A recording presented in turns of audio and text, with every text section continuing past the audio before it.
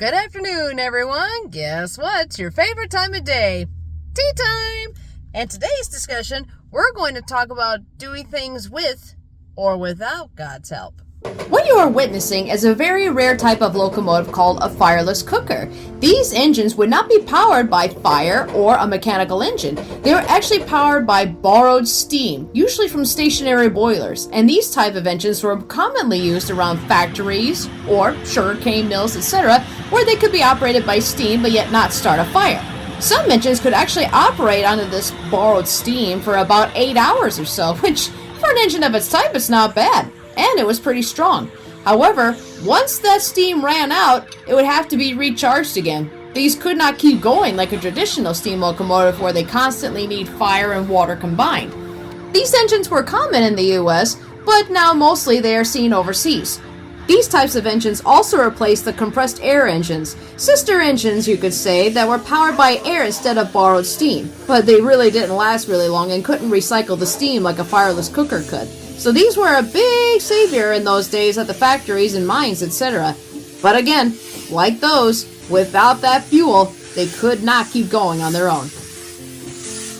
So just like how a fireless cooker or a compressed air engine eventually runs out of power, it's the same for us. Yeah, maybe we can go a short little spurt without God, but you know what? In the end, we will eventually run out of steam, and we end up in an even bigger mess than before. It's always best to let God power your engine and to let Him take the throttle. Because take it from one who's been there.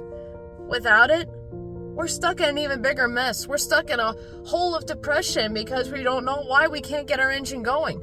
But once we really let Him power it, we can go twice as far, if not even farther, than our imaginations could ever think possible. Let's go forth, my friend. And never forget the story of King Saul. He tried doing things without God's help, and eventually ended up costing him everything.